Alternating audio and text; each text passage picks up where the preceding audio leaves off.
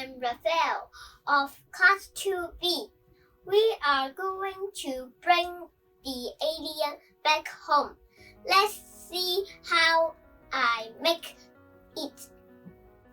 First, we have to prepare a paper box, cardboard, aluminium foil, some colored papers, double-sized tape, a pair of scissors and glue. Step 1. Draw and cut the alien. Step 2. Wrap the paper box with colored papers. Decorate it with some stars. Step 3.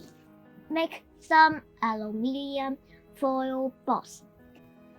Remember to mark start and home planet on it and stick them on the paper box.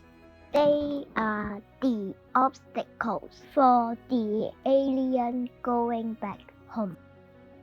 How to play. Hold the box with your hands. Finger tap the box. To move the alien forward until it goes back to home planet. You have to start over if the alien falls down or touch the stones. Let's have fun!